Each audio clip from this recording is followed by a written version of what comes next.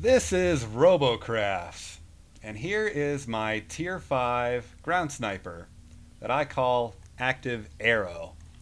If you're familiar with Formula 1, you probably know the term Active Arrow for active aerodynamics from when they had items that could move to change the amount of downforce to the driver's needs. It was eventually outlawed. And then this robot hopefully hopes to have some of the same kind of effects. When I originally built it, I was actually building a plane, and I had another Tier 6 thruster right there. And then the whole becoming a rail sniper thing just came later. So I'll show you how this thing is built. Pretty simple. I'll go ahead and remove these.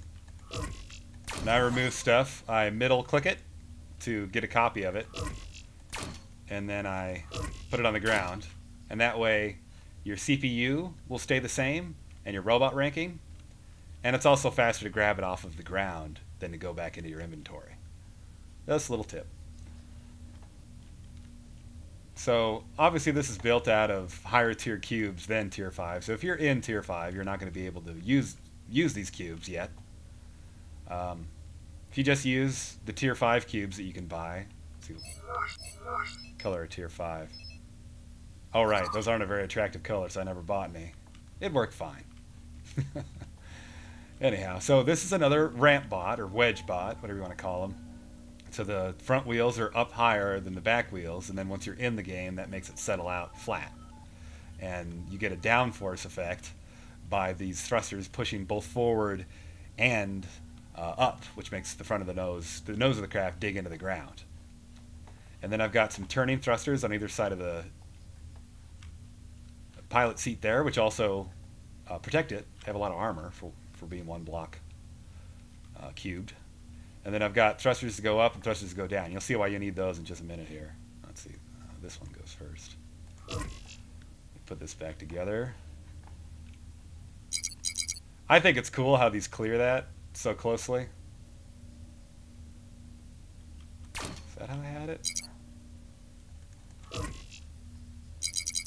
I'm rather proud of this design. I think it's one of the more elegant ones I've made, and mobility is very important to me. I usually play plasma, and as a rail sniper, it's very important too, to be able to take a few shots. This one only has 4, and then just get the heck out of there. So because it's only 70 cubes, you'll see it's very, very fast. Only the front wheels are steering in order to slow the steering down. The steering thrusters back there, because of where they are, don't do much. They need to be out towards the outside of the craft to have a really drastic effect, but that's just how you want it. So you can steer pretty much as fast as you want. If you're going over bumpy terrain, you might need to hold shift, and you can see my downward thrusters holding that down to the ground. That does slow your steering down when you do that, because you're taking weight off of the front wheels. And then the spacebar one is to flip you over when you're jumping and ramping, and also to help you climb hills. Unlike my other sniper, this one will actually climb a hill. Again, I never made it to do that, but it's perfectly capable of climbing really any hill that can be climbed. I'm just going to high side this one, I guess. I never ever do that. I don't climb hills. I've stopped caring whether I'm going to chase after some guy and really give him what's coming to him. It's just not how the game's meant to be played, as far as I'm concerned. Playing around up there on top. This thing is a lot of fun to drive around with. You don't need to wait to use the flipper. You've got the forward thrusters and all the other ones to adjust its place in space. If you put wings on this thing in the right center of gravity, it would fly. It's got enough thrust to fly. And a small enough amount of weight. But that's something else I haven't really messed around with, is flying. Nobody's going to get you in one shot because you got the electroplates right up above the pilot. Really tucked in there really nicely. You know, you've got a radar receiver, which is good because you're going to want to know where the planes and everything are at, whether or not you can spot them. So I'm going to use this one to show you one other rail principle that people might not have caught on to in regards to the nerf. So you can see when I'm moving full speed like this, my reticle's spread all the way out. Meaning it's super inaccurate, right? Okay. Now, when you shoot somebody and then shoot them again, the reticle's really spread out. Watch what happens when you shoot twice in a row. Oh, well, that was random. Anyway, normally it'll be completely off the charts, like nowhere near the center of the screen.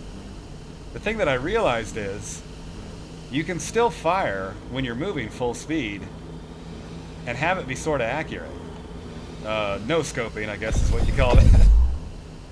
So here's the thing. If I'm moving really fast and I'm moving the mouse, it'll be inaccurate. But if you're moving pretty quickly, I need a stationary target, those guys are too unpredictable. If you're moving really quickly and you let them go into the middle of your screen, that shot will be really accurate. Here, see if I can get this guy in a run and gun. If you aim it right, it'll generally hit him.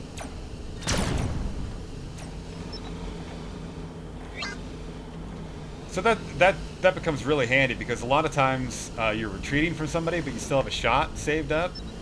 You can turn around, wait for your guns to actually point at him, and then you don't need to slow down or really stop just to get in a shot. So this has saved my life several times. Not necessarily in this thing because it's kind of a glass cannon, but in my tier 9 and tier 10 sniper. It's done pretty well. I'll try that one more time here. You can see if I had that lined up, that would have connected, that first one.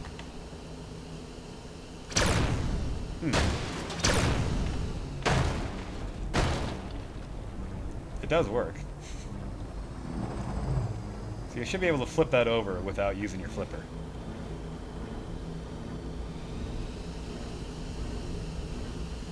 Alright. Scout spotted.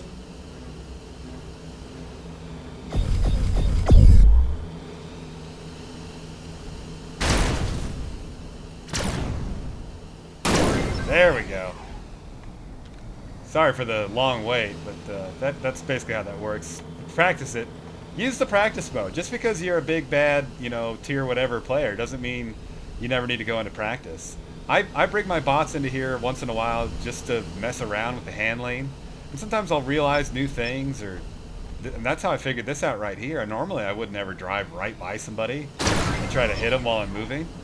But messing around in practice with these really mobile bots, I just was shooting for fun anyway, and there you go. So yeah, I recommend you try that. If you're using rails here after the nerf like I am, just because of all the planes that are out there, you want to make it as livable as possible, and that's definitely one good tip. And then here's a fun little rail sniper for you to kind of copy if you want to. All right, we'll see ya.